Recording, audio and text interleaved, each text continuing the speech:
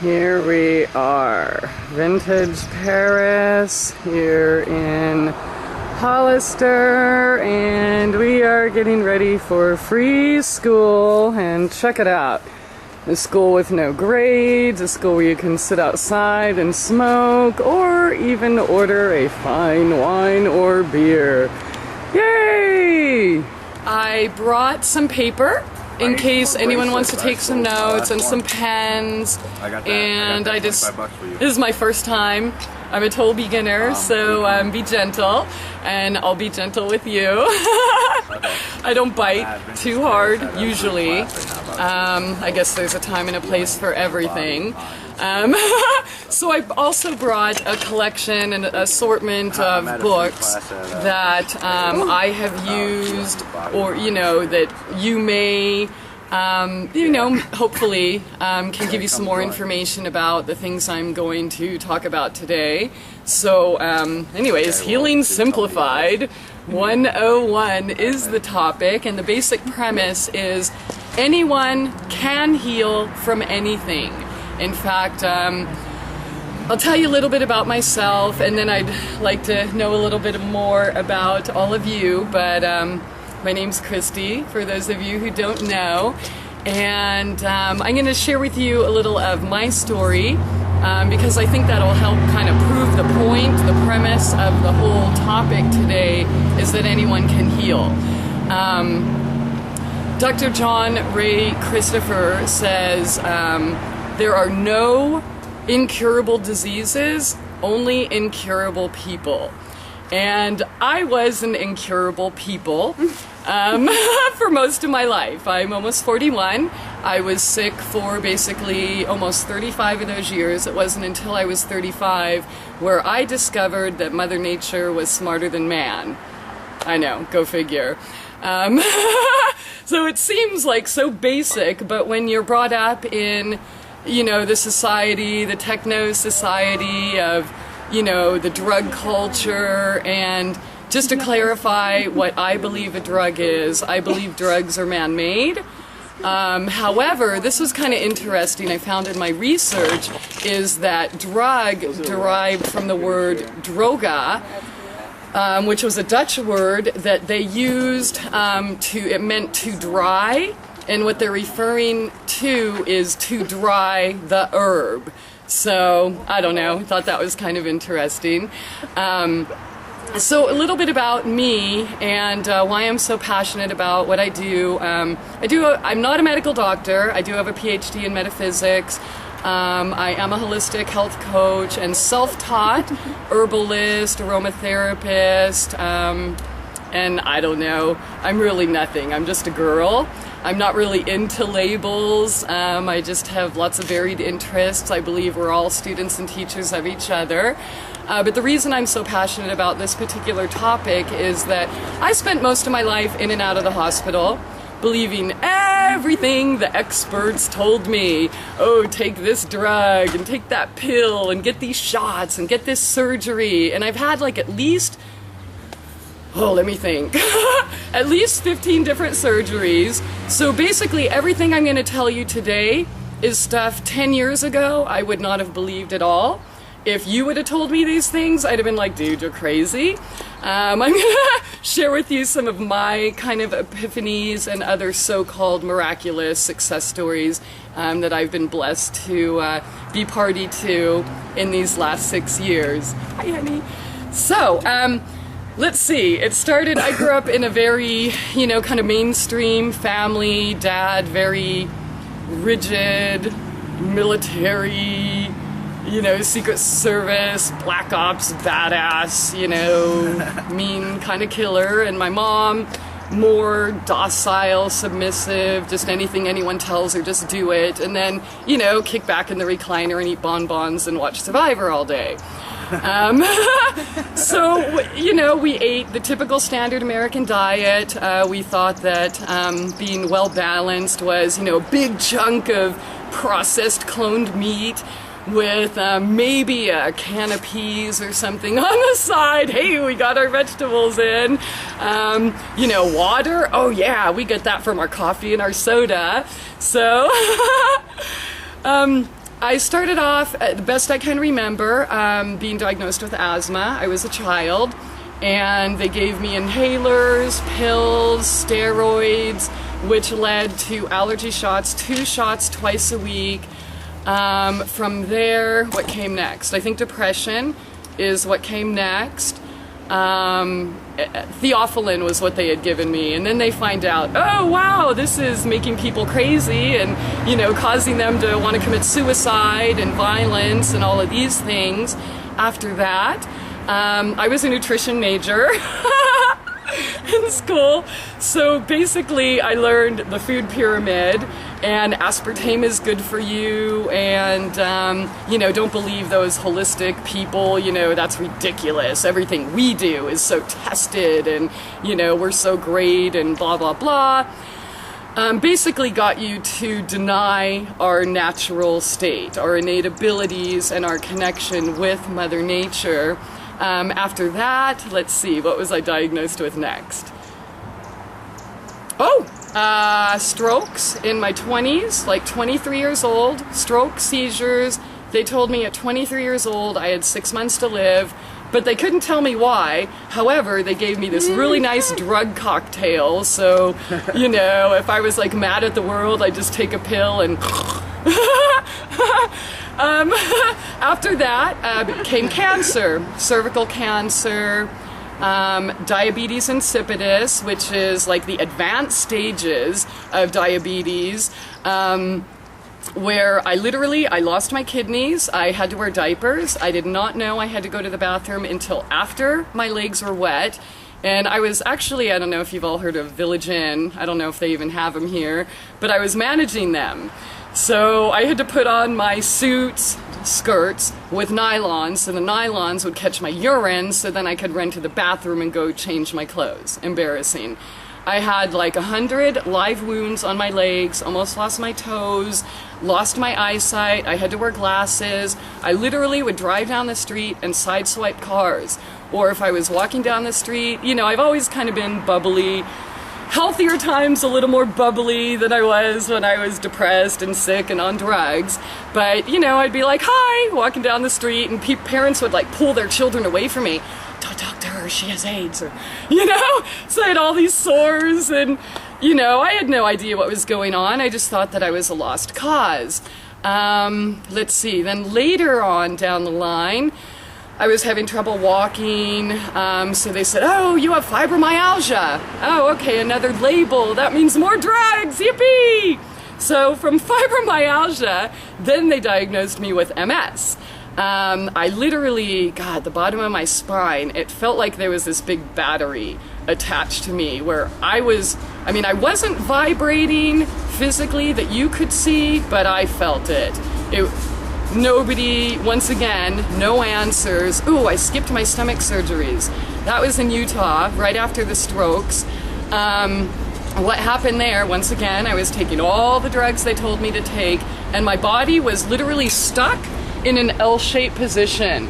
I owned a restaurant at the time, and it happened to be 5 blocks away from University Hospital, so a lot of doctors would come in, and one guy that kept coming in, he's like, Christy, you're still not better? He finally decided to walk me in through the back door because I had been to University Hospital, LDS Hospital, what was the other one, Regional something. All they would do was give me drugs and send me home. Demerol, morphine, whatever. There was no answers, and inside I'm like going, crazy, you know, there has to be an answer. This just doesn't seem right, which of course led to further depression, anxiety, self-hate, because I'm thinking, this is really weird. I was born just so I can be in pain and sick my whole life, just to take drugs. You know, something didn't really sit right, but hey, I had all the best doctors, all the best care in the world, so, you know, put on the blinders and, you know, keep doing what you're told, because that's what we're taught. Follow the leader, right? What happens in elementary school if you don't stand in line and follow the leader? Well, you get beat up and chastised, etc. So fast forward again back to the MS, when the drugs that they had given me for that didn't work. I had ended up in a wheelchair at this point, literally paralyzed from the waist down. Initially when it started, I had no control over any of my limbs. I couldn't even pick up my own coffee cup. My children were feeding and clothing me. I was dependent on my 8 and 10-year-old. So then they decided, oh well, I guess we screwed up on those other diagnoses, so it must be lupus. Okay, alright, so what did that mean? More drugs!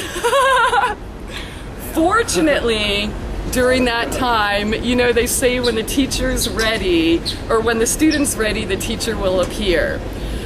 I was just sharing with Ren earlier that I had run into my uncle when I was living in Utah, just kind of a random chance thing, who wrote this book right here and many others. And so he gave me a copy of it, and it was like the first day reading it, I read, well, oh my God, did I just turn right to the page? Dis-ease is what? The opposite of ease. So, you know, that kind of really settled. I mean, I really held on to that thinking, well, yeah, that makes sense. I'm definitely not at ease, you know, went to the kitchen, took all my pills again. Then the next page, I read, he was talking about like aspirin or Tylenol or something. And he says, do you believe that that one little white pill is so smart that one day it fixes your headache, the next day it fixes your back ache, the next day it fixes your menstrual pain, the next day it fixes your knee, you know, so I'm like, wow, that's kind of amazing. I never thought about it that way. That pill really can't be that smart. Maybe it's something going on up here. So that caused me to kind of leave, I would say, most of the drugs behind. Cold turkey. In fact, I was scheduled to have another cyst removed. By the time I had gone to the hospital to have my surgery, the cyst was where? Gone. Oh, doctor said, oh, it's a miracle! Okay. So that was like my cue that there's a lot more going on than what I was taught in school, than what I was, in fact, as a teenager, I was reading these books, the AMA encyclopedias. I decided to bring them here today for fun because I did want to be an MD. I never in a million years would I think I'd, you know, have a doctorate in metaphysics and doing all this kooky stuff I'm into today, eating weeds and things like that, because hey, I knew everything. It's the AMA, they're the experts. So I went from that to all of this that I brought here with you. Okay, so getting back to when the student's ready, the teacher will appear. My uncle was one of them. Another one was a woman, Nurse Olivia. I owe her my life. I really do. She had left mainstream medicine. She worked in intensive care, but you know, she graduated the top medical school in the country and actually traveled from hospital to hospital. She came across the Croydon and was treating people that were literally on their deathbeds. She would give them that. 2 weeks later, they're up, you know, playing on swings and climbing trees, and they were blind, and all of these things they thought was a miracle. So she went to the doctors and the heads of the hospitals and was like, hey, we have the cure for cancer and AIDS, and check this out. And she, in her cute, sweet little naive, you know, not really knowing what's going on with Big Pharma and the control, thought that she was gonna like get an award, and then it'd be all over the news and everyone would be like, hey, here's the cure, and you know, pat her on the back and such. Instead, what happened is they tried to kill her. She actually had to leave the country. They even followed her there, and it wasn't until I think 2008 where they offered to put her in witness protection program and then hide her up in North Dakota and blah, blah, blah. And part of her exchange for protection was that she wasn't allowed to teach anyone else how to heal. Wasn't allowed to talk about it, wasn't allowed to do more shows, wasn't allowed to do anything. At this point in time, when I met her, she told me I could walk again. She was the only person that told me, Christie, you can heal yourself. And I didn't really believe her, but it was kind of worth a shot. I mean, here I am, single mother, I have 2 children to feed, I obviously can't be in a wheelchair, and I have pretty alternative, maybe extreme views as far as government assistance, so that wasn't something I was going to do. I just kind of don't like people in my business, and I'm not a very good slave. So I decided, well, something's going to happen. Let's just give it a shot and see what happens. So that was pretty much the beginning of my new life. And of course, other people had come into my life since then. Maybe 2 months later, one of my friends said, Christie, if I send a masseuse over to your house, would you let her work on you? And I'm like, yeah, wouldn't you? Yeah. So she came over to my house and, you know, set up her table, and I crawled up there. My children helped me get up there, and she helped me get up there. And she's like, wow, you're really toxic. And I'm like, what does that mean? You know, I didn't know. And she suggested that my children go into my front yard and pick some dandelions and make a tea. Like, dude, you are seriously on drugs, and whatever it is, can I pretty please have some? It was like the craziest thing I had ever heard at the time. Like, eat dandelions, huh? I was told my whole life they're poison, and never in a million years did I know they were chock full of A, D, E, K, B complex, including B12, which is something that, you know, they'll try to scare you out of being vegetarian. Oh, because you can't get B12 from plant sources, blah, blah, blah. Anyways, that's a lie. Excellent blood cleanser, great for your kidneys, liver, etc. So, you know, I didn't know anything about it. I just, at that point in time, I would have eaten this table if you would have promised that I would feel better. So I'm like, what do I have to lose, dude? I've taken all these, you know, everything, every drug I ever heard of at that point in time. So we made some tea, I drank some. By the next day, I literally felt a huge difference. So that was it. That was totally it for me. I went back to the doctor in my wheelchair, you know, showing, hey, look, I can stand up. And I get up like this and start walking sideways like a crab. And he's like, oh, what are you doing there? You know, gives me this weird look. I'm like, well, I'm, you know, pumping up the nutrition and taking seaweed. And, oh, you got to be careful of those supplements. Many of them will do more harm than good. And you can get all the nutrition you need in the grocery store. And I'm like, dude, isn't it true that we have to eat like 50 apples today to get the same, you know, nutrition than we would have gotten 50 years ago? And, you know, brought up a few things like that. Oh, that's all hokey nonsense. I have all these degrees and, you know, this is what the experts say. He literally tried to guilt me back into taking drugs and staying away from nutrition. That was the last time I ever went to the doctor. I had no idea what I was going to do or how I was going to do it. I just knew that I was going to do it. And it, to me at the time, was just being able to go to the bathroom by myself, being able to feed myself and my children, and maybe even be able to wheel myself to some dumb desk job so I could feed my children. Never in a million years at the time, based on my limited perception, did I think that I could have a full recovery and be healthier and happier and more vibrant than I've ever been my entire life. Running, jumping, walking, all the things they said I would never do. And I guess I passed the 6-month marker, 17 years ago when I was supposed to die. So I pretty much had a background in finding out that every single thing they told me was a lie. That's a little about me.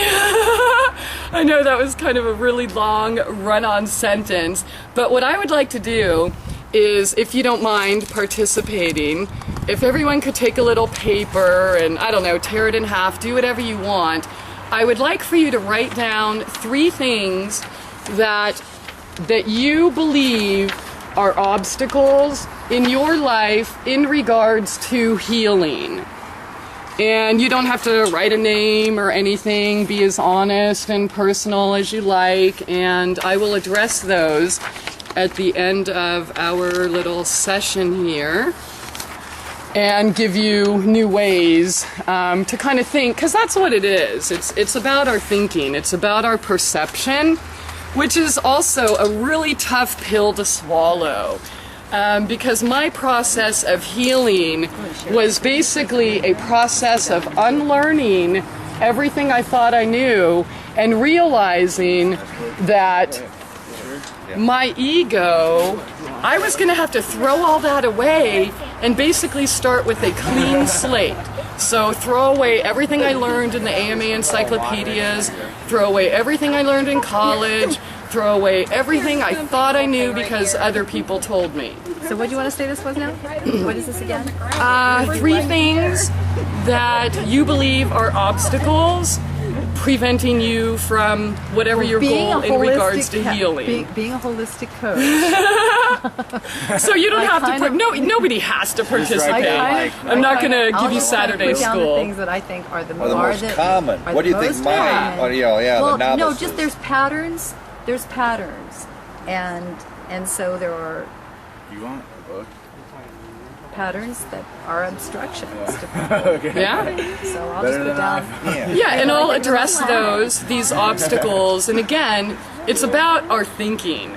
That's what keeps us down. But being so bombarded with the experts and the TV and school, like I said, it was an unlearning process for me. I actually didn't really learn a whole lot.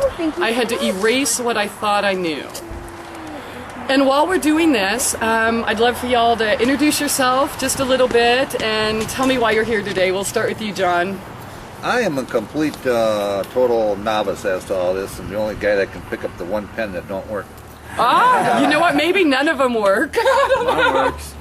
But no, I'm just always interested in things, and I know I grew up with a totally different attitude towards everything. You know, I grew up with a mother, the very first female radiologist in the state of Minnesota. All right. And so I grew up kind of being told all my life, don't go near a chiropractor, they'll kill you. Just always a whole different attitude towards medicine. Yeah. As far as, the tried and true, the medical professional way's the way to go always. And I'm just more than happy to come learn more other things. And I know for a fact I eat frozen pizzas and I eat canned peas and everything's processed and everything. And I know, and I have been trying for years to grow better to vegetables, to eat healthier, to go not even to go to a co-op or a farmer's market, but just to the regular country market and go to the produce section instead of the canned section. Instead of the frozen section, to go to the Good for you. I'm not the organic guy, but I am trying my best to get more into carrots that came out of the garden 3 days ago. Gotta be better for you than the carrots in the Libby's can that came out of the garden 2 years ago. Yeah. And so I'm trying to get myself more. I'm here to learn. I'm just here to learn the basic stuff. That's where I am. Awesome. Yay! All right. I'm Taylor, and I'm here just to learn stuff I don't know. And this is all stuff I don't know. Awesome. And yeah, pretty much it. Welcome, Taylor. Thank you. I'm Thomas. I rode along with him. Kind of likewise. So you're here by force.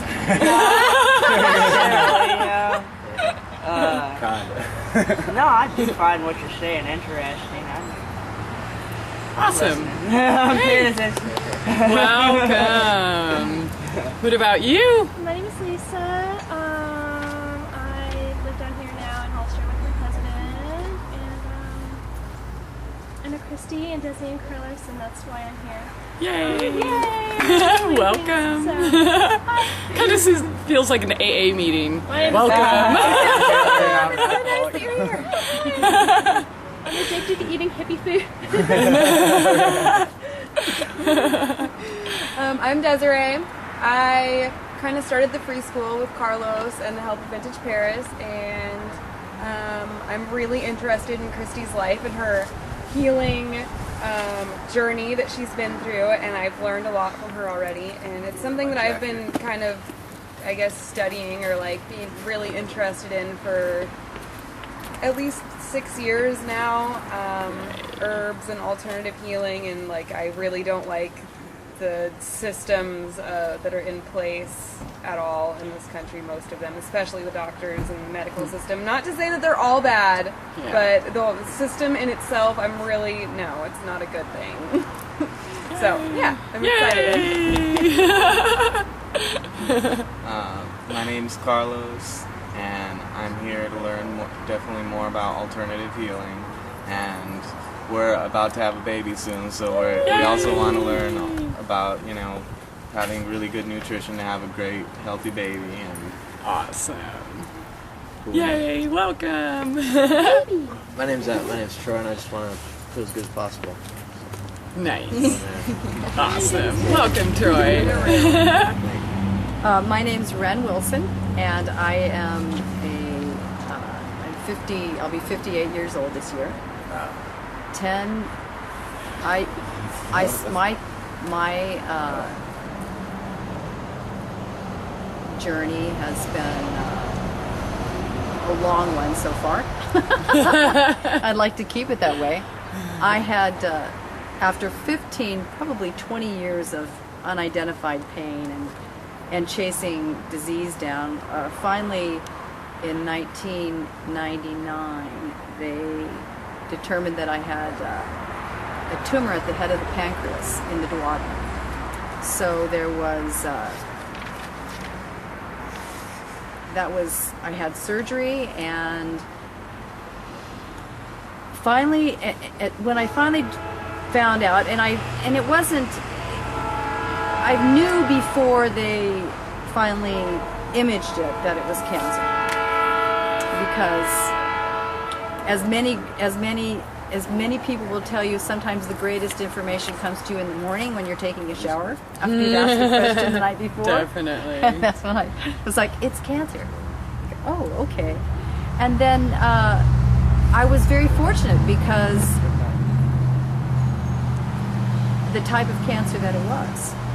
And in that journey, I just realized that, hey, I came to the conclusion that in order for the body to heal, you had to overcome the autoimmune response. You had to build the immune system back up. So between that and other factors in my life, the quest for learning real nutrition and just getting to the bottom line of what is the basis of health is, that's just been one of my purposes. That's my purpose. So that's why I'm here. I'm just kind of a part of this healing community and part of the free school. And I met Des and Carlos at the Tomato House, and This is a perfect place to meet. yeah, interesting place. So that's why I'm here. Yay! And I can stay here for a little bit longer. And I'm going to have to leave. I'm sorry, because I have to get back. I made you wait for like 40 minutes or something. That's okay. I'm always late. Oh, damn. That's okay. She was waiting on me the whole time. I didn't know. No hurry. Like I said, it's free school. We show up when we want. So take your time on, if you want to even put like your own personal goal. Like I said, no name, no one's going to be picked on or anything. I just want to be able to address these things and show you, because many times we think there is no hope, and so I was sitting here yesterday thinking, what would be a good slogan for today's class? And said, from nearly dead with no hope to vibrant, ageless vitality with no dope. And it's true. So, thank you. Okay, so I will totally address all of these issues just to show you that basically anything we are doing right now, there is a healthier alternative for. I know many people think that when they learn about health, they start to think, oh my gosh, I'm only going to be allowed to eat celery and carrots again for the rest of my life, and that's really boring. I'd rather eat cheeseburgers and die happy. Totally understand that. Thank you. So, yeah, been there, done that. Okay, welcome back. So that was Yeah, thank you for everyone's introductions and for participating by, writing your goal and, 3 obstacles you think you have that I would be honored to help you remove those obstacles. As I said before, Healing Simplified 101. This is Perfect Health Made Easy. Once again, I am not an MD. This is not to be, what's a disclaimer thing? Not to be mistaken for... This is not medical advice. This is not medical advice or meant to substitute... Diagnose or prescribe. Or that too. I have to go right. read my site. Yeah, so all of that is what we're not. What I am going to do, though, is share you real life experiences and things that I've learned, as many as my mistakes that I can remember to share with you. And again, some healthier alternatives for whatever it is that you think you're doing that is keeping you from perfect health. So, first of all, as far as, I want to go over the basics of health that, we might hear, oh yeah, get your rest and exercise and sunshine and water, but really how much? What is optimal for optimal health? And, I'd like to start, I guess I'll start with water. And I did bring a book by Dr. B. I have no idea how to pronounce his name. I'm not even going to try. But, oh, thank you. Water Cures, Drugs Kill. You could also look him up online. But Dr. B, he is an MD, and he was sent to prison in, I think, like 1979. And he wanted to heal, some of his fellow inmates. He was actually set for execution, and I don't know what happened. He ended up not being executed. You could read the book and find out all the gory details. But the only thing he had available to him in prison to help people heal was water. And I believe this was before it was poisoned with cadmium, lead, arsenic, fluoride, all of that good stuff. So he treated them only with water. Really amazing, miraculous stories there, because most of us are dehydrated and we don't even know it. And the thing is, if you're thirsty, if you feel thirst, you're already dehydrated. And what happens when we're dehydrated? Well, we might feel a little tired. See, the myelin sheath is basically the coating around each of the cells. We're just big globs of cells walking around. And that will tend to deteriorate. And when that happens, your cells are not communicating properly. So whatever it is, whether it's absorbing nutrients, whether it's dealing with emotions, stressors, etc. So that's one of the things. You'll end up feeling fatigue, depressed, anxiety, etc. So you definitely want to keep those cells hydrated as much as possible.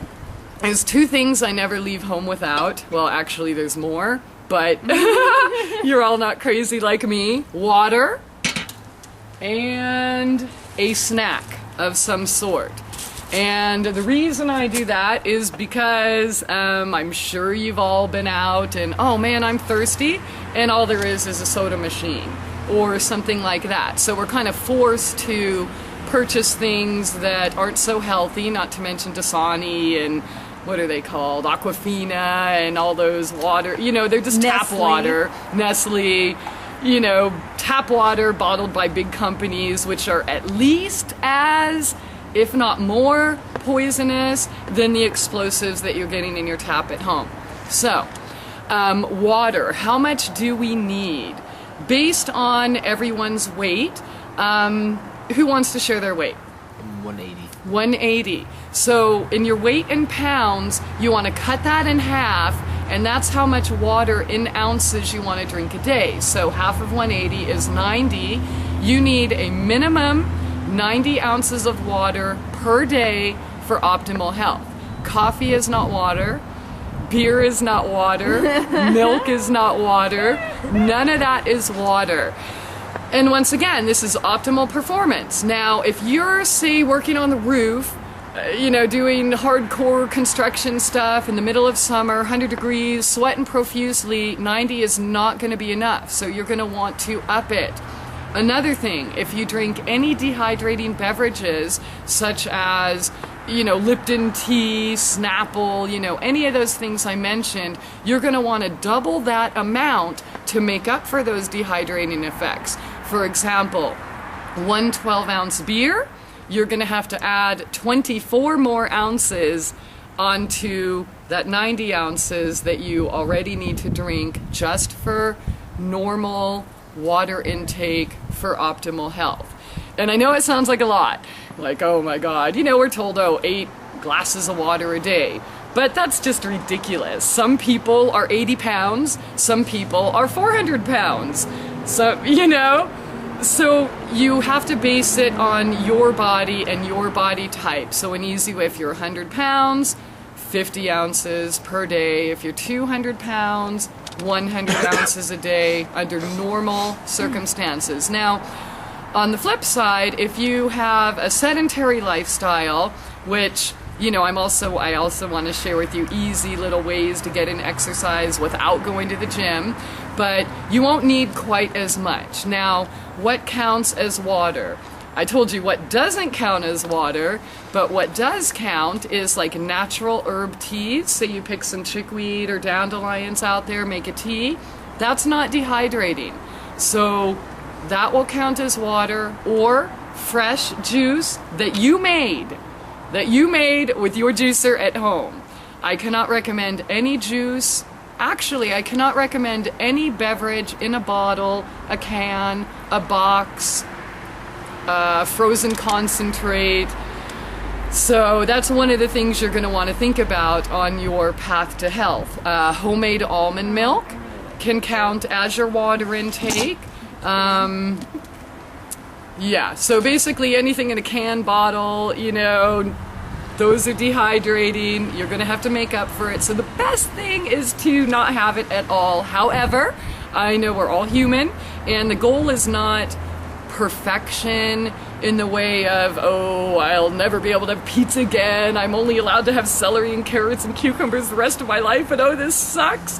That's not what we're going for, because that is not going to create lasting changes. What that's going to do is piss off your ego. Okay, your body is going to end up fighting you. What do you mean I could never have this again? I call it the denial diet. So if you're saying, I'll never be able to have ice cream again, your ego's like, fuck you, dude. I'm going to get you. And what's going to happen? You're going to crave only the things that you're telling yourself you can't have. So an easy way to get to that point of where you're choosing what's better for you on your own is to know, first of all, ask yourself today, am I eating for taste or am I eating for health? And try to find a balance where you eat to live, not live to eat. Ask yourself before you put something in your mouth, do I want this or do I need it? Now, let's say you're going to be going to this big gala for your work or something, and it's going to be a buffet, and it's all, fried mushrooms and fried chicken strips and, all of the things that we know aren't the best for us. Well, guess what? You can pump up the juice and minerals, whether it's sea vegetables or whatever, ahead of time and after to make up for that. I want to share with you Raymond Francis's work. There's a book in here somewhere, Never Be Sick Again. Here it is. And this is like an essential book, I think, for everyone. It's like $15. You can go to beyondhealth.com. It's the best $15 you will ever spend in your entire life. And so he basically discovered the cause and cure of all dis-ease. As I mentioned before, what are you not at ease with? That's the first thing you're going to ask yourself, and then you'll go from there. Now, he has explained there's only one disease. Granted, these books will mention, 20,000 different diseases, but there's really only one. And there's only 2 causes of disease. So that makes it like super, super easy for everyone. So it doesn't matter if you have a so-called common cold or you have cancer. It's the exact same cause and the exact same cure. So, Healing Simplified 101. The 2 causes are toxicity or deficiency. What are we toxic in? Oh, GMO foods, maybe a little air pollution, maybe heavy metals, whether it's our water supply, vaccines, drugs, etc. What are we deficient in? We are deficient in nutrition. Imagine it like a car. Our bodies are like vehicles. And, kind of when you look at cars, it's really scary. I mean, get on all 4s. There's your tires, you got the engine, or the pistons pumping, you've got, the filtering devices. And the thing is, if you put the wrong fuel in your car, it's going to freeze up, boom, just like that. Our bodies are not like that. It's kind of a slow kill and slows us down, and then that's where the myth of aging comes in. So we think, oh, well, I'm this age, so I'm supposed to feel like crap, or I'm supposed to not have any energy, or I'm supposed to be sick. That's a total myth. So, if you don't give your body the proper fuel, which is what? Nutrition, then obviously it's going to shut down on you just like your vehicle. It's like going to the bank. If you only have $100 to deposit, you can only withdraw how much? $100. 100. Very good! You get a star today. I was trying to think. I was like, depends on the. I don't know. So it's the same thing with our body. If we only put in, if we put in 100% of the nutrients that our body requires, then we've got 100%, fuel and to be able to use in our daily life. If we only put in 50%, well, you're gonna be working on half-assed, well, I'm a little tired, but I'm making it, because I'm just used to this. My parents did this, so, that's what I'm gonna do too. I had a question, because I've been thinking about this every once in a while. Like, to make sure you get your nutrition needs, do you pay attention to what you eat and say, okay, this has that, so I know I have that, this has that? Or do you yourself more kind of feel it out and say, okay, I need, my body wants some onions or whatever? You know what I'm saying? Both. Okay. Both. Yeah. I try to keep it really simple. I don't think that we need charts with all of the minerals and trace elements and vitamins that we need. I really believe following your intuition. If your body's saying, oh, I'm craving kale, and you don't understand why, who cares? Just eat it. Yeah. And the healthier you get, the more in tune you're going to be with that. See, when our diet changes, our mind changes, our spiritual health, our mental health, our emotional health, everything changes. It's not just limited to our physical health. Also, your cravings will change as well, because as you're getting the minerals you need, see, we've tricked our bodies so well. We think that we crave French fries. We think we crave Diet Coke.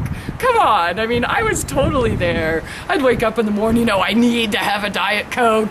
And it's like, we don't crave that. There's no nutrition. What it is, we're addicted to it.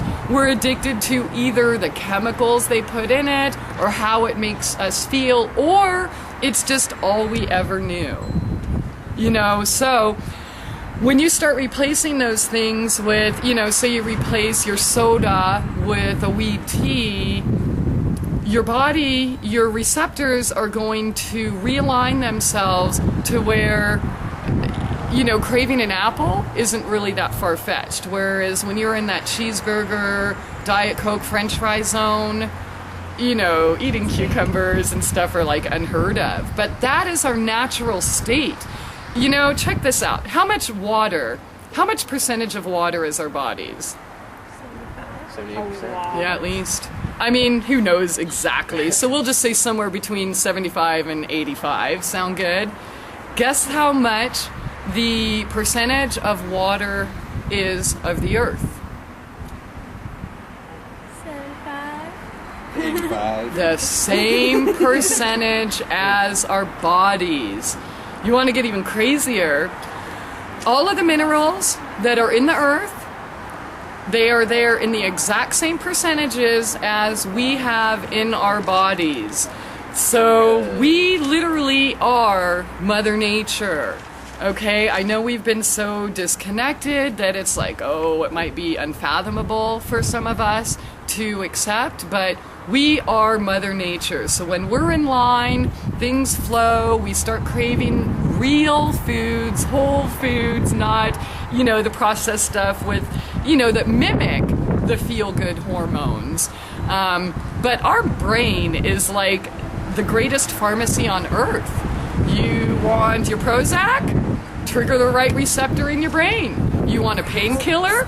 Trigger the right receptor in your brain. I mean, and this is the thing. Can any of you stop yourself from breathing? Not for long. Our heart beats no matter what.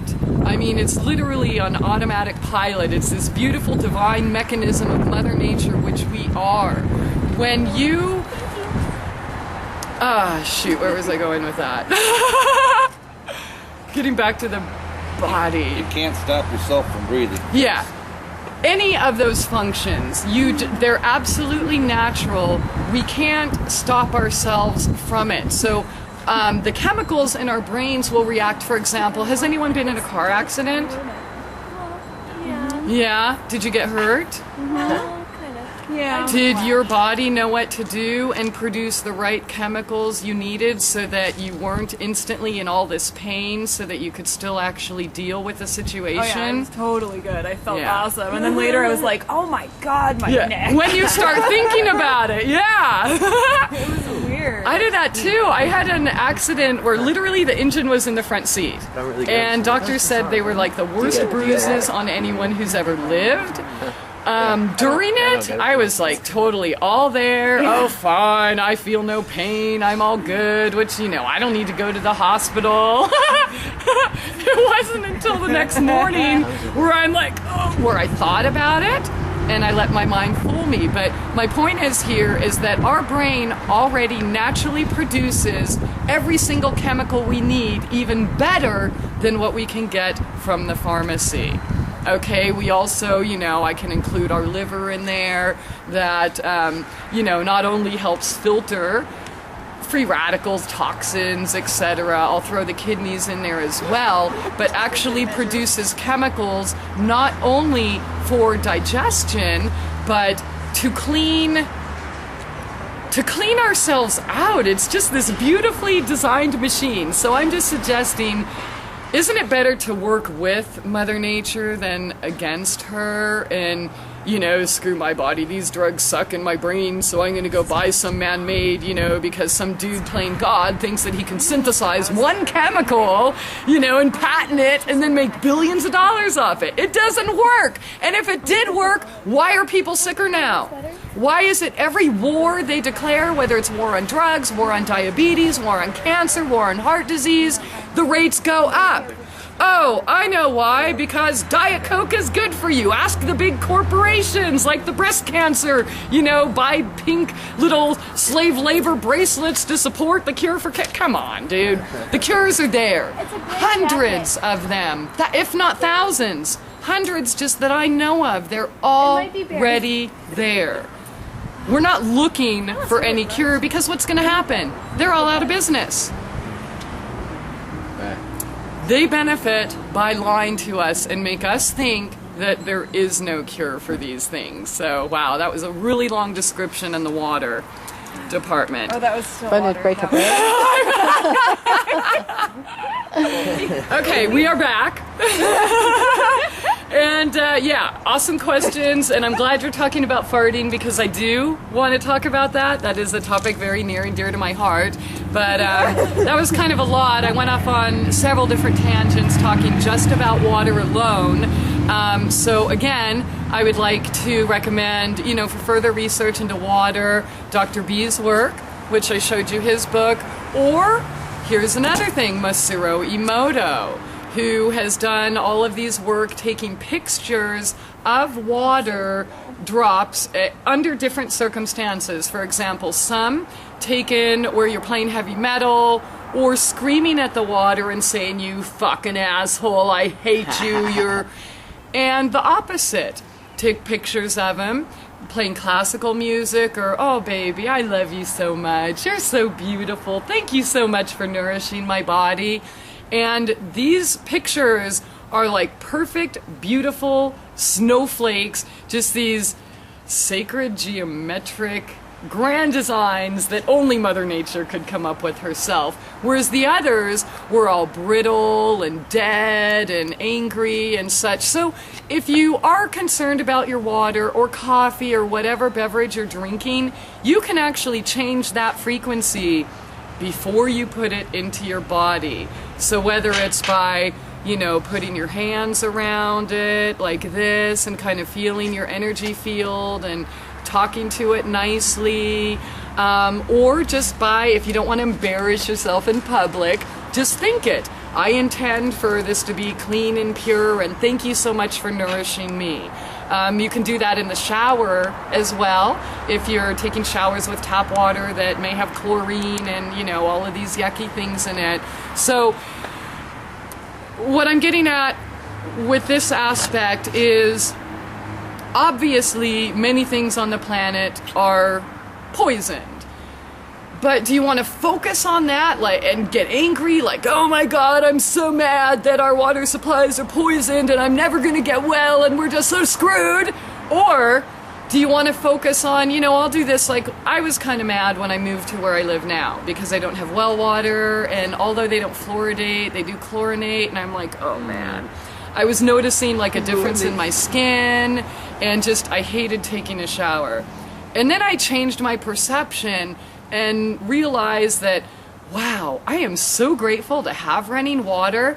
Thank you so much, Mommy, for cleansing me.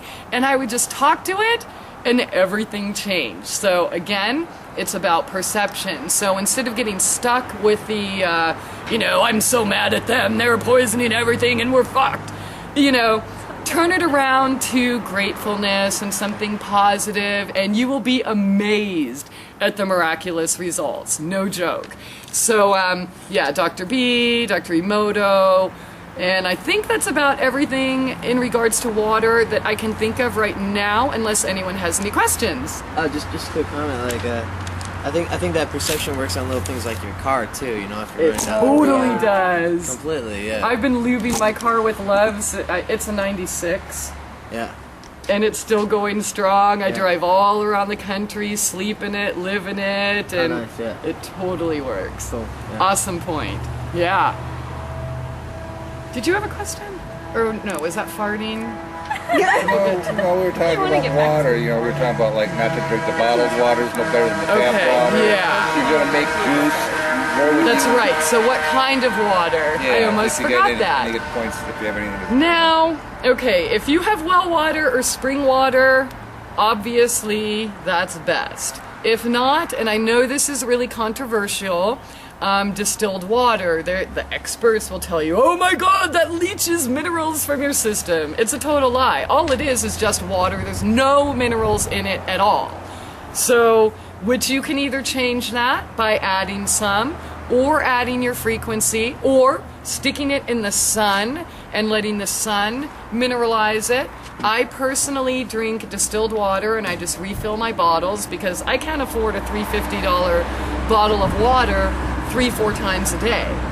You know, if you can, totally cool, but I can't. So I buy distilled water in the jugs, and I actually use H2O2.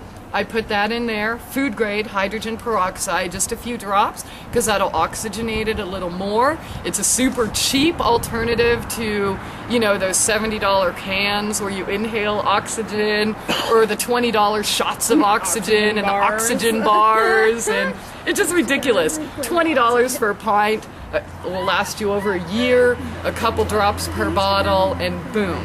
So that is what I choose to drink. I don't drink tap water.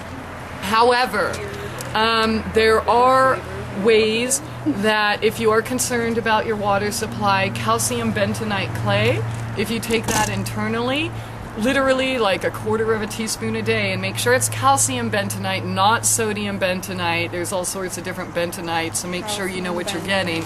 If it is calcium bentonite, a quarter of a teaspoon a day, so 1 pound will last you like 4 years, and it will actually bond with the molecules and just take it right down the chute.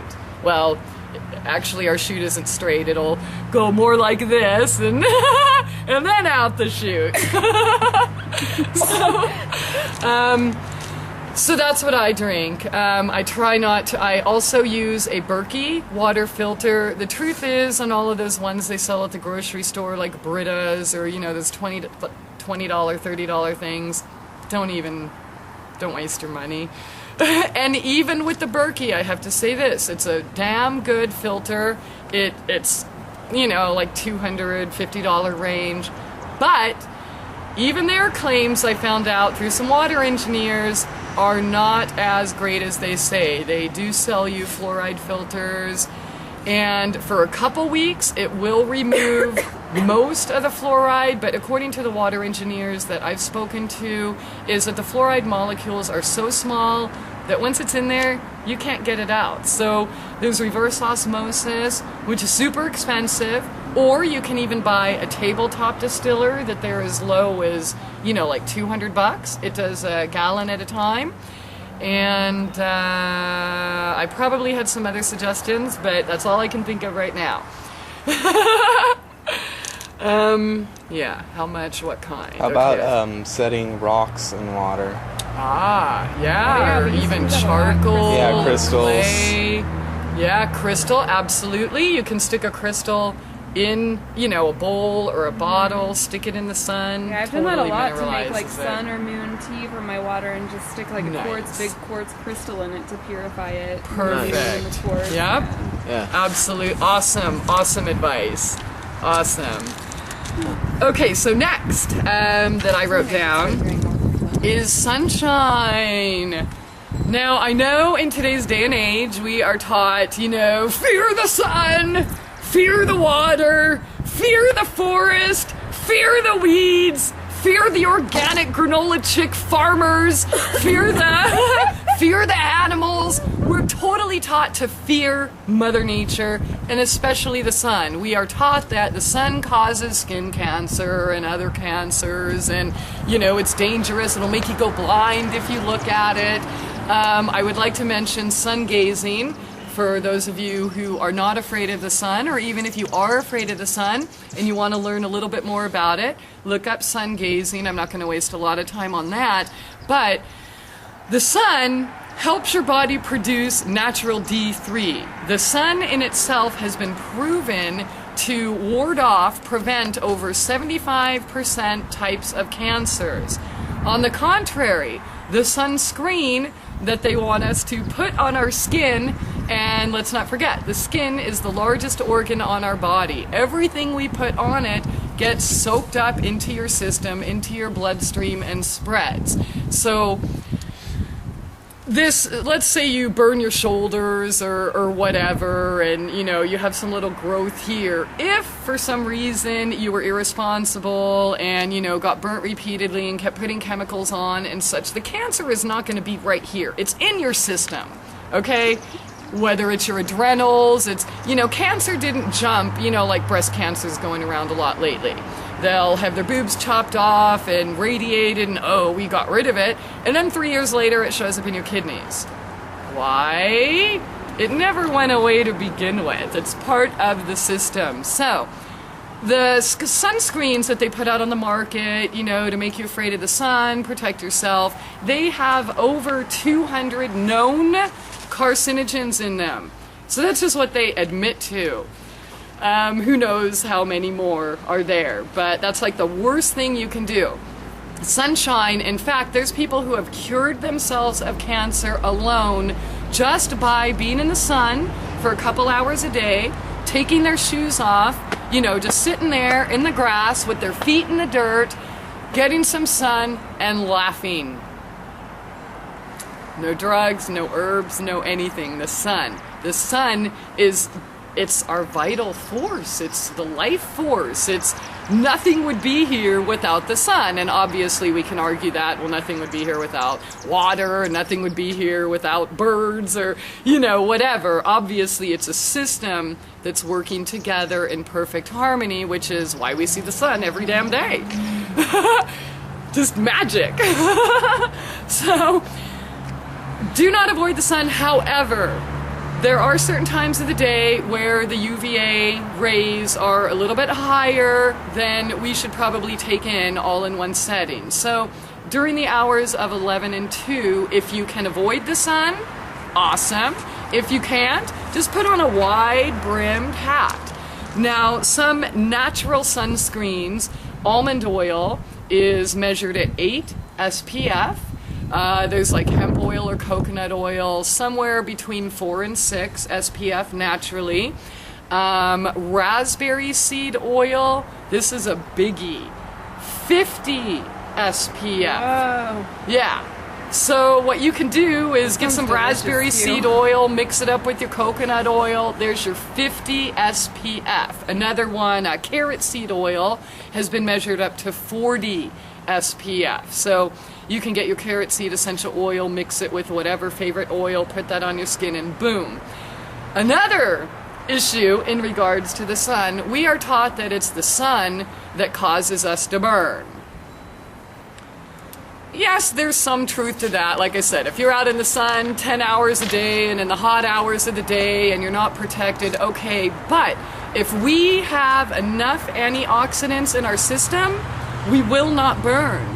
That's why we burn. Again, it boils back to nutrition. We are not getting the proper nutrition. We don't have enough antioxidants, and our immune system is severely lacking. So in cultures, for example, where people hardly wear any clothes at all, I mean, it's hot down there in the South.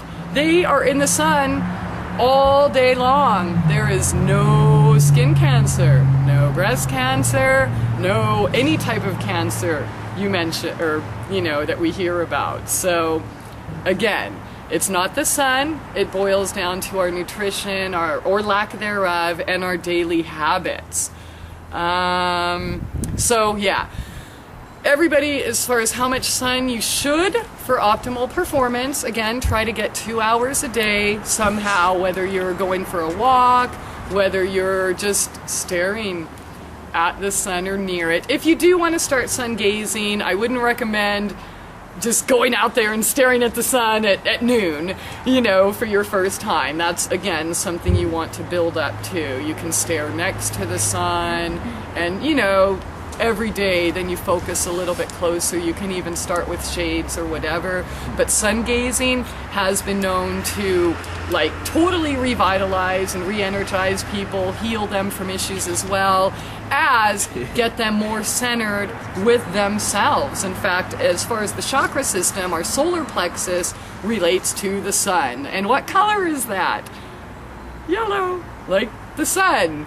So all of these things weren't accidents. In fact, I'll tell you another thing about the yellow chakra being in your belly. You know how they trick boys into going to war? They call him a yellow-bellied coward. They didn't just make that up. It's because they know that's yellow. And when you hear that, it like, ugh, it's like getting hit in the gut. Like, oh, okay, I gotta be a man, and I'm gonna put my feelings aside and, you know, make war not love, and, you know.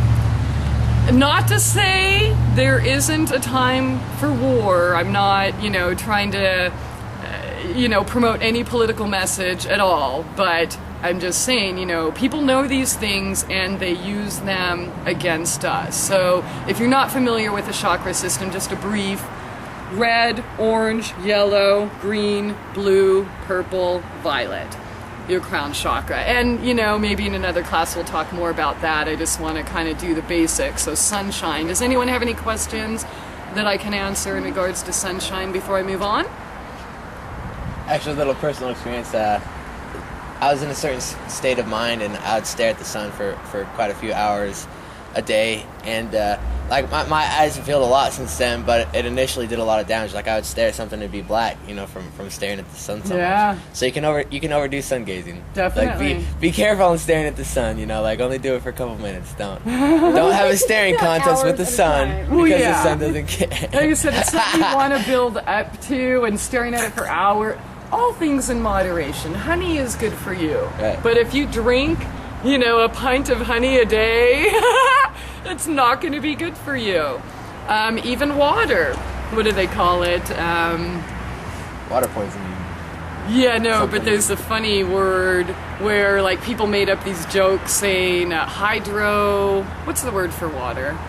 Hydrogen dioxide. Yes, they called it dihydrogen dioxide poisoning. And so they started putting up all these flyers and trying to get people to put it on the ballot, you know, end dihydrodioxide poisoning. And and nobody knew that meant water. So it was like this big joke just to show again how disconnected we are.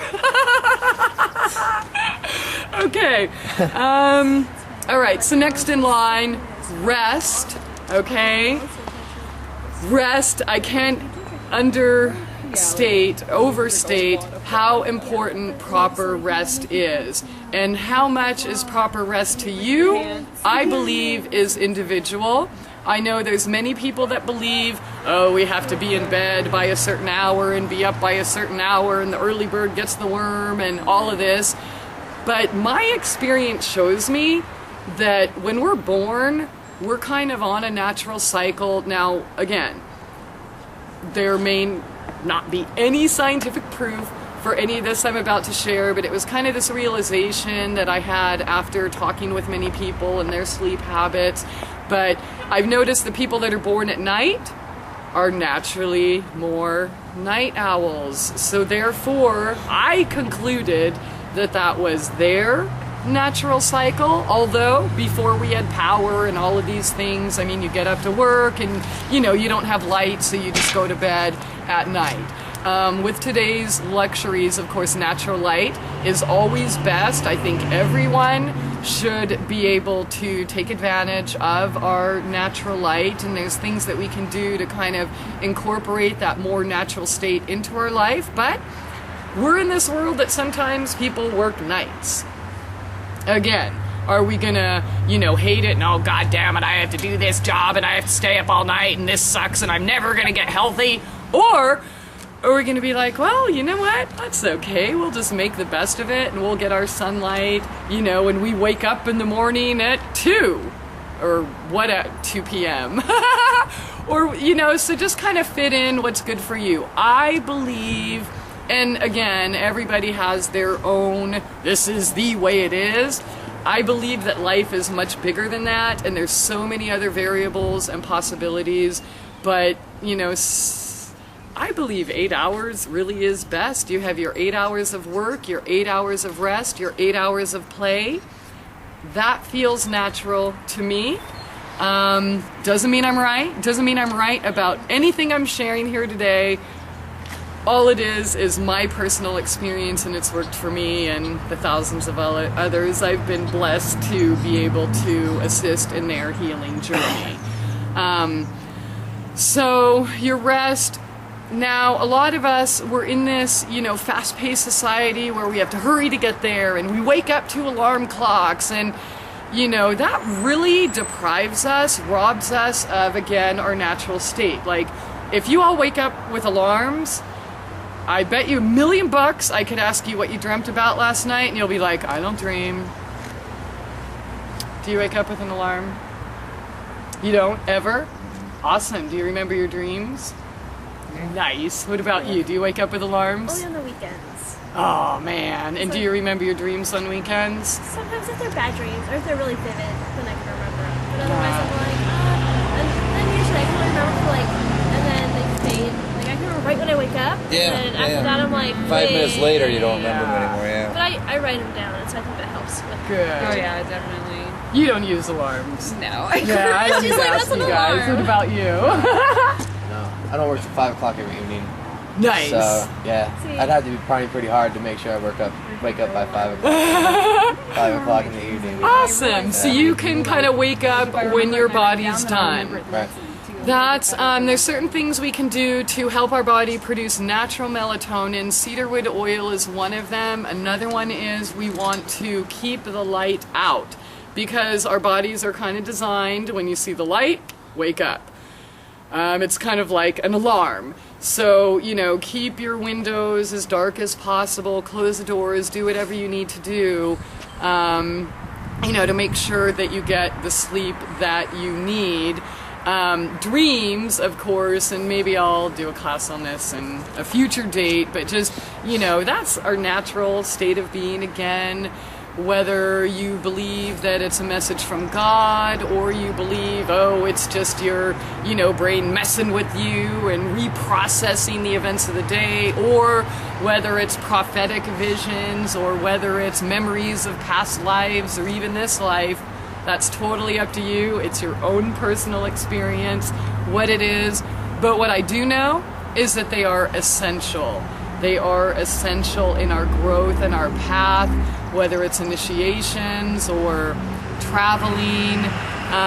But when, you know, that light or when the alarm sounds like near, near, near, near, oh my God, like that, it just startles me. And our dreams just, you know, disappear. So, you know, you said you write them down, which is an awesome practice. I would suggest that to everyone, whether you, even if they're like the craziest things that don't make sense, you know, midgets in the circus, you know, playing with gerbils and balancing apples on their head, and it just makes no sense to you whatsoever.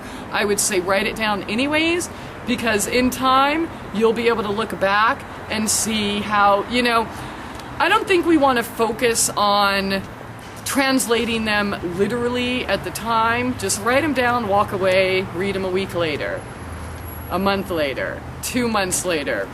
But they are essential in our growth. So even if you do have to wake up with an alarm, stay in bed, write them down, record them, do whatever you need to do before you get up and go to the bathroom. Because if I do that, I'm screwed. There's no and you know, you think, oh, I'm going to remember them, but by the time you get to the bathroom and turn the light on, it's gone because the light actually switches. I forget the name of the part of our brain, but it literally goes from the opposite, from the dream state to awake state, and so that's why everything gets erased so quickly. I cannot remember the name of that, and I'm super, super sorry, but this class wasn't about dreams, so no notes on that. Anyways, moving on. So rest. Does anyone have any questions about rest? Oh, I do have a question though about like alarm clocks, like the one that I actually have an app on my phone. It's super awesome. It's called Sleep Cycle, and what it does is you actually put it in your bed with you, and then based on the movement of your body, it'll try to wake you up like when you're in a lighter sleep than being in deep sleep. But I also had another one that I thought was kind of neat too. It gradually gets brighter, and then once it's totally bright, what's the name of that app? This one's Sleep Cycle. The other one, I don't remember, but you can probably just look it up on Google. Like, so it gently gets, instead of brighter, just going brighter. from black to completely asleep to yeah, it'll get brighter, and then I usually have it like play like music or something. Not like Yeah, I like that too. Like Carlos has things like a drum beating, and that to me isn't very bad. Like I mean, I rarely use it, but when I do that one or the duck, which is like quack quack quack. When it's kind of obnoxious, but it's also kind of natural. like, I don't know. I think if it's more natural, it's not so like right there. aggravating. Yes. Yay! Hi, duckies! the one that gets lighter though, I use it in the winter a lot, just because it's hard to wake up when it's dark outside for me. Like when I have to get up at 7 o'clock in the morning for work. It's on those later. Right. Yeah. And so I think those things are better. Like Michael's alarm clock, my husband, his is like one of those ones that's got the button. I think those two ducks had babies. And it's actually so obnoxious that in my sleep, I can not only snooze it but turn it off. And then I'll never get up for work, and it's just really never be off. I'm really glad you brought that up, and it sounds like a really cool thing, but it reminded me of something that I forgot to bring up. in regards to rest. And as I said, you know, you don't want any light. You actually don't want alarm clocks. You don't want TVs, radio. If you do have an alarm clock, turn it so the lights are facing the wall. And cell phones, unfortunately, the electromagnetic activity and radiation are not the healthiest choice. However, we are in 2013. I have a period tracker on my phone, okay? I have a moon phase widget. Look, the ducks are coming here. Oh, that's so cool. Hi, babies. The duck alarms. Aww, they heard you talking about them. That's awesome. Linda said they have little babies. Oh, that's great. Oh, they're wagging their tails. Aww. All right, so, well, let me see where we're at on time. And, okay, so we're 3:30, but we started at 2. So, I probably won't get through all my notes, but, okay, so rest. We really don't want those electronic devices in our bedroom. We technically should. Our bedroom should be for bed and for sleeping. I love Megan. But, you know, again, oh, hi baby. We do the best we can do. If you know, have a TV in your room, okay, but turn it off. If, you know, things like that. Just, we do the best we can. We don't have to be like hardcore Nazis about it. Everything has to be perfect, because then you're not going to get anything done. So, okay. Now, the next two, which should go hand in hand, in my opinion, are exercise and play, I'm going to call it, as far as the basic essentials for health. And I know when most of us think of exercise, we're thinking, oh my God, I have to go to the gym. And the truth is, if you actually walked to the gym, you would have no reason to go in it. Yeah. We're all like, oh, we have to go to the gym to get some exercise, and then we drive there, and then, you know, put on our fancy clothes and go in there and, you know, use all these machines, when actually, here we go for some exercise. We can use this to do our triceps, you know, our dips. We could use it for push-ups. We could use it for, I mean, everything. Treat the world like it's a playground. Okay, so like I said, if you actually walk to the gym, you have no reason to walk in it. To me, exercise is, for example, when I'm watching the water boil, I will do, you know, kicks like that. So I'm working on my core balance, and I'm exercising as I'm cooking dinner. Or making my lotion, same thing. Or, you know, I use the counter a lot for push-ups. Say I'm in the bathroom brushing my teeth. I do squats. You know, do my squats and brush my teeth or brush my hair.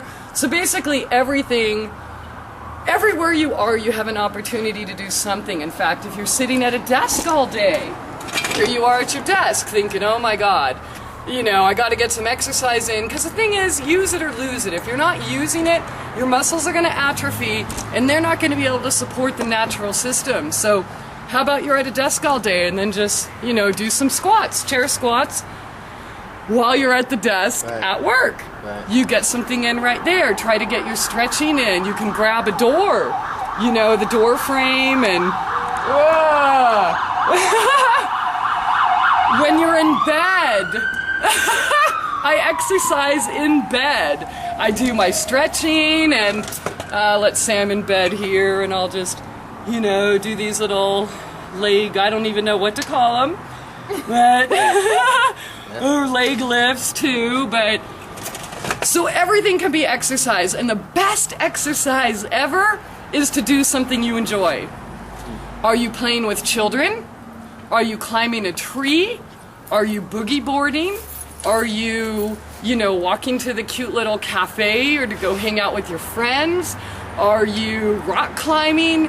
Are you playing handball or hacky sack or any of that? That is the best exercise ever. So you know, you get your blood pumping, you get your heart rate up, and you're not wasting time and paying for a membership to go to some club, a gym that's like infested with egos and germs, and once again, no natural light, no natural air because you're in this box.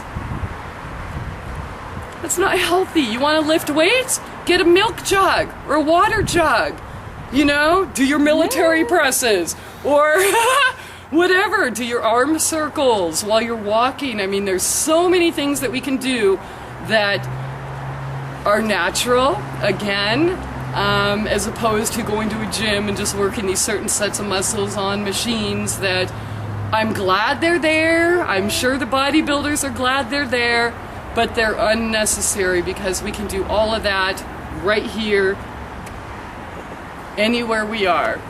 Brushing our teeth, blow drying our hair, cooking, whatever. So yeah, getting your hands in the dirt, gardening. There's no way in hell you can tell me that that's not exercise. And meditation at the same time. Yeah, exactly. And they've actually proven, there was some nurse magazine, they're so cute, cute little duckies. But they've actually proven getting your hands in the soil is excellent for depression. It has like a happy, some kind of like enzyme in it that like stimulates the happiness. Yeah, Serotonin. endorphins and Yeah. serotonin. I don't remember what they call it, but they like did some, soil research. It's the Yeah. humus or hummus of the Hummus. soil. I Yeah, love that stuff hummus. is. No, I'm talking about the soil, like the I'm actual. teasing. Yeah. They say that the smell. I have some in my fridge now. They say the smell of it is like aromatherapy. Like you can just smell the soil and it'll make you feel happy. Nice. Yeah, I mean, it just, whether you're grounding, with your feet and your hands or whatever in the soil, I mean, it's so chock full of minerals. We're remineralizing ourselves. We're connecting with our source again. And all of that energy, I mean, Mother Nature will absorb our negative energies and will also replenish us with the feel-good kind of vibration. I mean, when I'm down or mad at the world or whatever, all I have to do is walk outside in my garden without any shoes. Oh yeah. And I walk back in the house a brand new person. So true.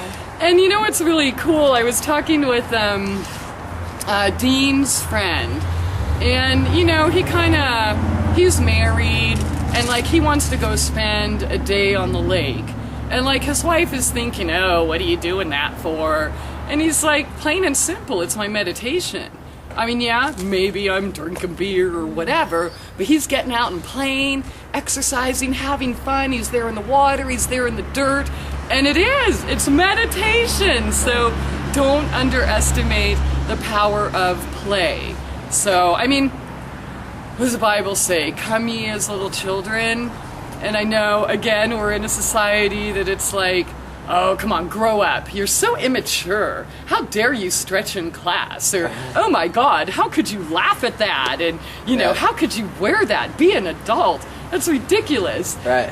That purity and innocence and playfulness, that will save your life. Yeah. That will change your life. So don't let the detractors build that wall around your heart and turn you into that clone, because that ability to play and have joy, tremendous healing abilities. I think we talked about laughter earlier, endorphins, serotonin, natural feel-good chemicals. So, quick tips, use it or lose it. I think I pretty much covered that. And I'm just thinking, I guess in the essence of time, I'll save all these notes for a future class. Yay! And then I'll go over these, whatever here I promised everyone I would. Okay, so we'll just kind of wrap up and we'll just go to Q&A right now for the interest of time. Okay. So these are, I asked you earlier to write down some of your obstacles to healing, or what you feel is an obstacle to better health. And the first one Okay, ability to eat local organic food regularly because of money or access to it. That's a big one. Access to clean water, yup, and the toxicity of our environments. Okay, I think we kind of talked about that already when I was sharing with you how mad that I used to get at the water when I moved in there and, you know, kind of harbored that anger and, you know, it'll pick up that vibration. So, oh, that was one thing I meant to mention. Never eat when you're stressed or mad because that produces a ton of acid, which, you know, all of these illnesses that we have are basically, we're pure acid. Now our saliva, on the contrary, is very alkaline, so make sure you chew things very well.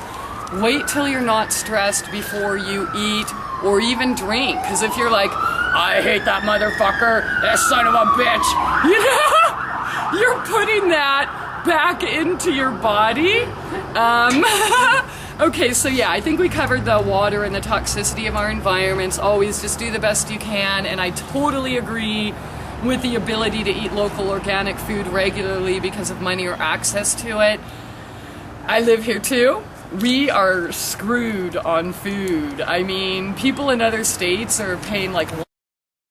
And so, for example, like Troy, before he left, he says, hey, we have a bunch of fruit trees on our property, and, you know, maybe we can do some trade, which is what it's all about. Lisa, teaching the herbalism classes on Monday, she has an orchard. So the good news is, although our access is totally limited right now, it's not always going to be that way. I mean, I have to do most of my shopping up at Mama Jean's, and I'll just offer to any of you who have to do that as well, we could carpool. Oh yeah, definitely. So we Let's can do that soon. Do you 2 have to go hours soon? of... Oh, I have to go bad. Okay. Let me know when. 'cause Really I need to go bad. too. I really do. Okay, so, you know, there's things like that we can do to get up to Springfield. Of course, meeting the locals, go to farmers markets, you know, like you're already doing, and get to know people there. But And as growing long as food if we're... you can, to grow it yourself, growing your own food. Exactly. You can grow anything, like grow something if you Anything. can. Even if it's only dill. Yeah. Or even if it's only, you know, lavender, whatever. Just grow something. My guess is if you just grow lavender by the next year, you know, that'll give you the confidence you need, and then it'll be lavender, cilantro, thyme, and tomatoes. And then the next year it'll be all of those and cucumber, squash, and potatoes. And, you know, that's kind of how it happens. So getting to know the people, the farmers, etc. And there are organic delivery services online. I think there's one out of Ozark. I can't remember the name of it right now, but I'll try to remember. And when I post the video... Have you heard of Azure Standard? What is it? It's a like this huge, like this massive company in Oregon. It's all like totally organic. They have everything you could possibly want, and Nice. they deliver to Branson and Hollister. Nice. Yeah, and they come. I think. What's the name of that? Azure Standard. And Ren gets deliveries, so we could do Say like the name again. Azure, Azure. Azure. Yeah, Azure, whatever. Azure Standard. Yeah. Okay. Blue. So there are options. I know it's not easy, but how much is your health worth to you? You know, spending a couple extra dollars in organic food today, if you're not doing it yourself, or $500,000 with a diagnosis and a bunch of surgeries and radiation But Medicare will drugs cover it. 20 years later. That's right. Oh wait, I forgot. We're Medicare. We're the ones paying it. So, okay, let's see. Lack of knowledge about eating healthy and environmental health contamination. Okay, so we talked about the environmental health. Lack of knowledge about eating healthy. Well, that's what we're doing here. Yeah. And I would also, I am, again, a holistic health coach. My website is mytrueessence.net. I can work with people literally anywhere in the world. Plus, $15 right here for all you need to know about health. Dr. Robert Morse has like, I don't know how many hundreds of videos online for free There are so many resources right now as far as eating. Oh, and my radio show, Soul Journeys Radio, we talk a lot about nutrition and stuff as well. Marcus Rothkranz, he's another one. I think one of the books here is Dr. David Klein. Yeah, oh, Mike Anderson. Holy smokes, how did I not talk about him today? Mike Anderson, he's awesome. I think this book and the DVD is only $20. So yeah, lots of choices as far as learning how to eat healthy. And you know what, we'll just save this for another class in the future. Never mind. So I'll go off on another tangent.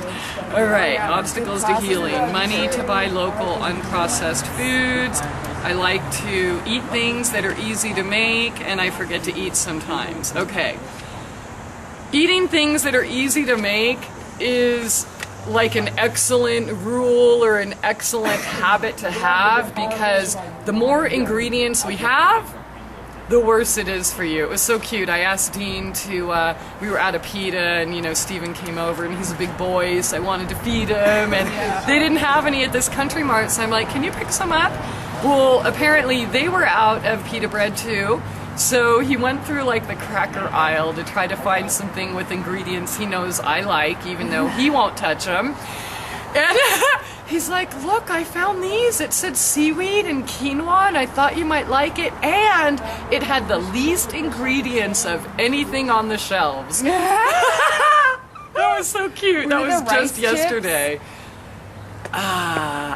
We actually didn't end up using them, but I don't know what they are. I'll show him when you come over. But that was just really cool, which shows he's learning. So, and that's kind of what I like to do with my cooking videos. Again, all anyone has to do, including if you want to fix your car, just go to YouTube and type in how to change the pistons on my BMW, or easy recipes for raw food crackers. Again, Southwest Missouri Free School, that's swmofreeschool.com, cooking classes and all of these things. So that's kind of what we're doing here now. And forgetting to eat, yeah, I can understand that, which is again why I always bring a snack with me. You don't want to wait until you're famished, because that's when we're gonna be like, oh, Burger King is looking good. And it really isn't, but you're so hungry you'll eat like anything. So, okay, good one. These are easy obstacles. Come on, I want some hard ones. Here we go. Healthy food, expensive, yes. Ways to forage for herbs, excellent. And not be poisoned. We'll do that as a class. Mother's being look, that's a really good one, local herbs. My mother's being told she has throat cancer. They removed 3 limbs. Oh shit, don't do that. I cannot find it. Oh god. Oh my god. I can't find a tumor or source. What could be recommended to her to be sure she's getting the right care, or how to explain she doesn't need radiation? Good one. And what are the ways to explain holistic healing to others without sounding like a wacko? Okay, I'll answer that question first. There's really no way to do that. Yeah. You kind of sound like a wacko sometimes, I'm sure. Not to me, but to people. Yeah. But I actually did a video about it.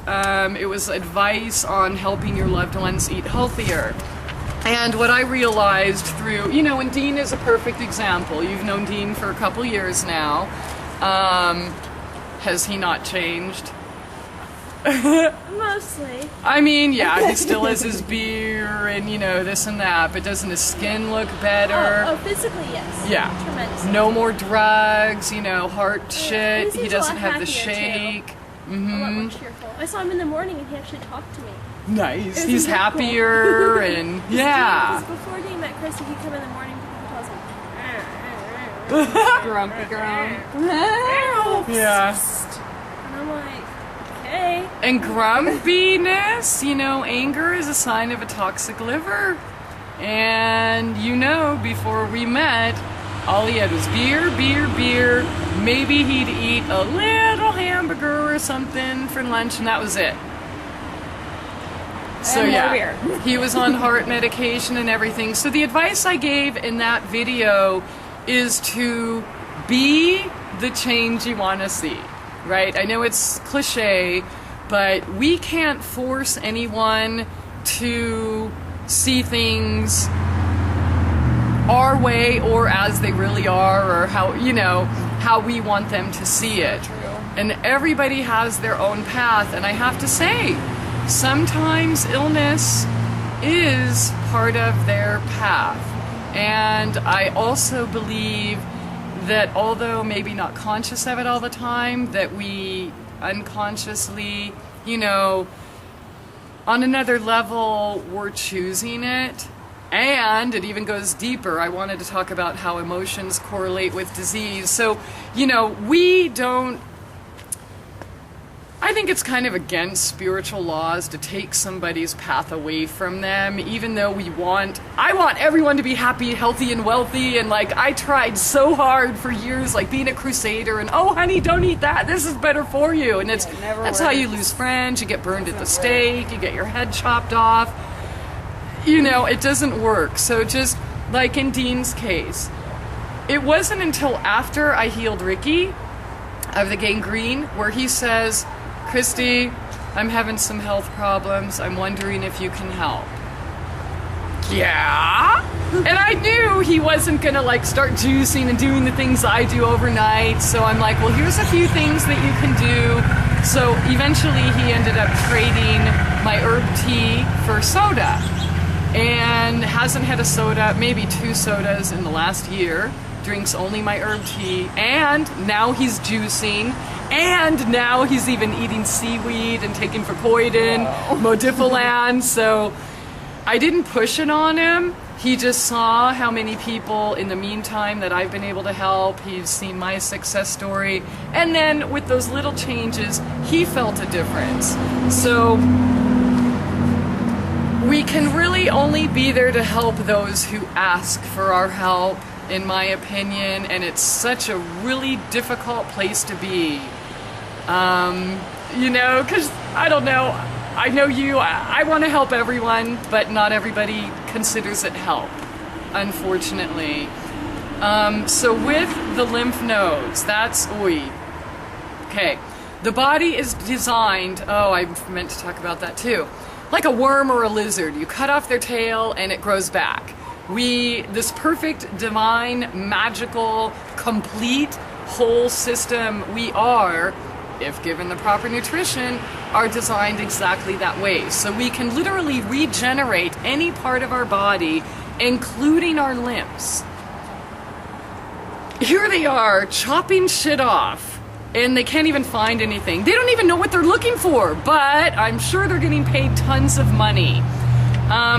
So for glandular system, you want to get her on like glandular herbs, adrenals, Modifilan, once again. Let me try to find that would help. I mean, I'm just guessing that this person is the type of person that will take a pill, but maybe not so much change their diet.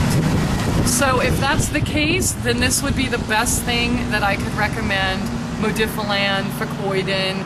It will totally replace your thyroid. I mean, it'll help you regenerate. It helps build adult stem cells. So that will really, really help if this person is, you know, the type that are prone to just take a magic pill type thing. Not saying there's a magic pill, but it kind of is. It got me out of a wheelchair. When I couldn't cook for myself, juice for myself, I was in bed paralyzed, this was all I could do. So that's one thing. I would also suggest cooking for her or just making juices and smoothies. Like, everybody loves smoothies. I mean, you're a kid at the beach, you want a smoothie or a shave ice or something like that. So start just giving her these things. Make fresh juice and, you know, pineapple, grape, and orange. Here, taste this. There's no way you cannot want more of that. So do things like that. Start cooking for them, making alternatives, for example. Rather than, Oreo cookies, make some nice vegan cookies, sweetened with carrots and dates and using coconut oil and things like that. So just do it for them. And chances are they're gonna like something and want more of it. And the more times that happens, let's say, oh, here, Mom, I'm bringing you breakfast today. Have some smoothie. After 2 weeks of starting off with a blueberry, strawberry, pineapple, orange juice, mango smoothie, 2 weeks later, she's gonna want more of that. She's gonna have more of that because it only takes 2 to 3 weeks to build a new habit. And it's freaking delicious no matter how toxic you are. So come around 2-3 weeks, they're gonna be like, oh my God, where can I get more of that? So that's what I would suggest. Definitely don't harp, say, Mom, oh, you can't do that, that's no good, because they're not gonna listen. They're only gonna listen when they're ready, and I'm a perfect example of that. I was sick for 35 years of my life. So I wasn't ready to find out the other side until I was ready. And for me, it took a devastating experience, being in a wheelchair and blind and, wearing diapers and worried about how I'm going to feed my children. I have a friend with cancer, or healing from cancer right now, where cancer was the best thing that ever happened to him. Sometimes the disease cures. The disease is or can be the cure. So sometimes it takes a wake-up call before we start looking. That's the best advice. I mean, as far as the radiation thing, maybe you could bring it up in other examples, not talking about her health, but gosh, do you remember those microwaves where they said on the instructions you have to stand in the other room because the radiation was so high? Bring up things like that are not associated with the medical issue and prognosis and prescription going on right now. You can, oh man, look how many people died of radiation in, pick a country, or, things like that, but not when you're talking about her health at all. Keep it totally separate, and then when she's ready, the seeds are already planted. So next time the doctor says, oh, we want to radiate you, wait a minute, doesn't radiation kill? Also, this book and DVD, I would totally recommend that. Like maybe just play the DVD one day when you know she's coming home. And, when somebody's watching TV, when someone comes home, somebody usually always says, oh, what's that? Or at least we'll watch it for a second just to kind of see. Healing Cancer from Inside Out. I think the website is theraveddiet.com. He is excellent at explaining things. I've also done shows with him, so those are all free. So little things like that. Talk about success stories. Hey, that dude that lives over by the Motel 9, he just healed himself from this big old brain tumor, cancerous brain tumor that was sticking out of his head. Or, talk about success stories, but definitely don't push it. And talk about it not when you're talking about her specific health and condition. There we go. That's the best I can recommend. Healthy food, expensive. Yeah, we talked about that. And you know what? We should have a foraging class with rules. For now, I would recommend Wild Man Steve Brill. I would recommend Linda Runyon. And, I don't want to waste too much time on that because we're already over time. Okay. I got burned last year and I just want to heal my scars. I want to heal my ADHD, and I have a drinking problem and I want to heal that. Okay. That is good that they want to heal.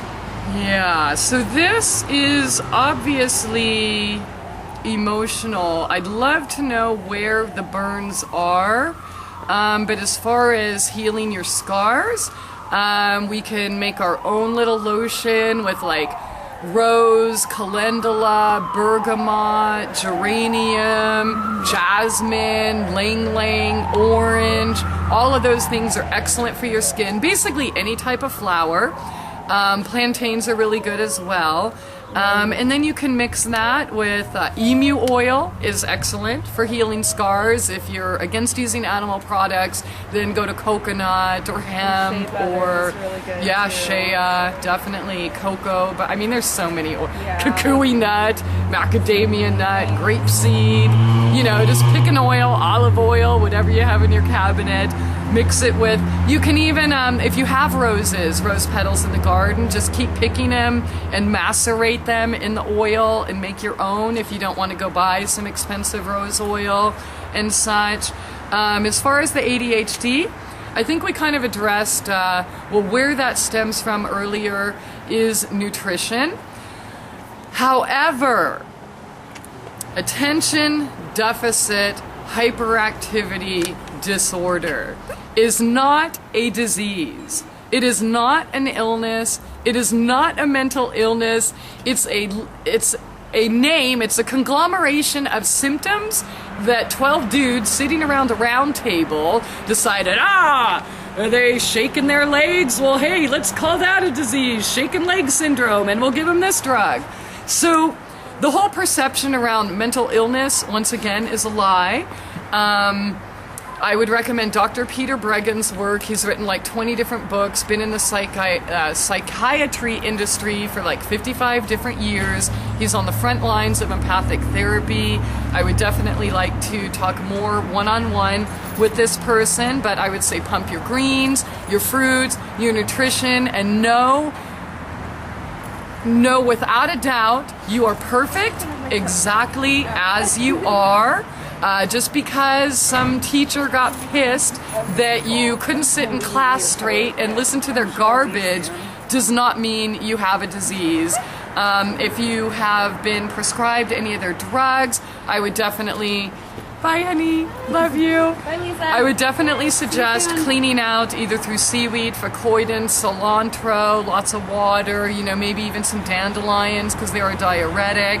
And just know that you're exactly perfect the way you are, and there is zero scientific evidence that shows that any of these mental illnesses exist at all. Behavioral issues or, you know, reactions to situations, yes. Disease, no.